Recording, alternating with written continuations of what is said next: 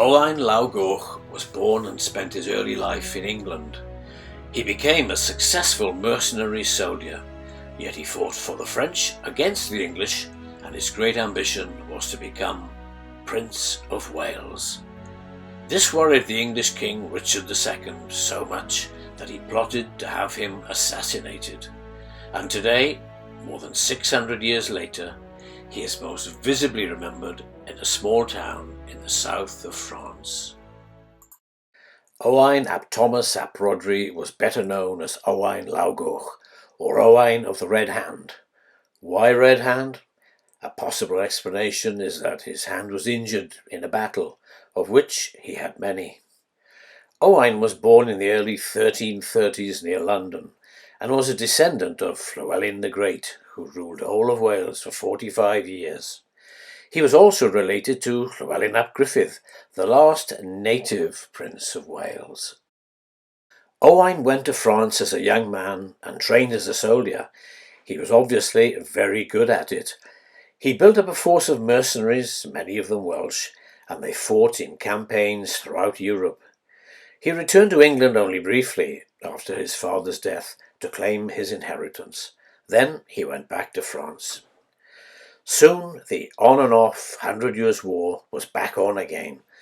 Owain was known to be in the service of the French King Charles V, and so, in 1369, as a traitor, his lands in England and Wales were confiscated. Owain and his men fought alongside the French. He was a commander in a planned invasion of Wales, but a violent storm caused the French fleet to return to port, and the attempt was abandoned. In 1372, while in Paris, he stated his intention to reclaim his ancestral lordship of Gwynedd and, apparently, become Prince of Wales. He planned his own invasion and acquired a fleet of ships, it said, with money borrowed from the French king. But while en route, after subduing the island of Guernsey, he was ordered to abandon his expedition and take his forces elsewhere. Owain and his followers fought more campaigns, but he still wished to invade Wales.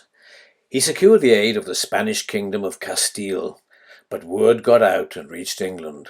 The court of King Richard II hatched a plan to have him murdered. A Scot named John Lamb was to be the assassin. While Owain's forces laid siege to the strategic fortress of Mortain, Lamb seems somehow to have become trusted by Owain. He may have become his servant. The assassin seized his chance and killed the would-be Prince of Wales. There was, apparently, a royal account stating that Lamb was paid £20 for his work. What are we to make of Owain Lawgôch?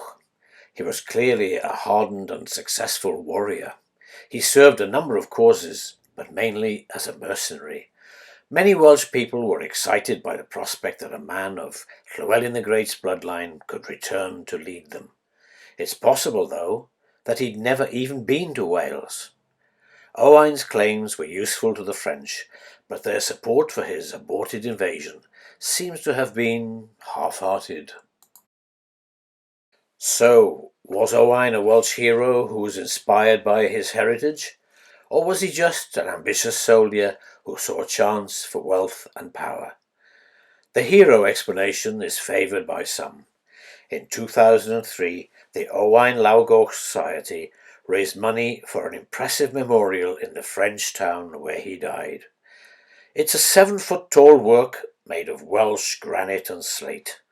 The inscription is for a prince and a knight. It tells us that Owain Lawgôch died for France and Wales.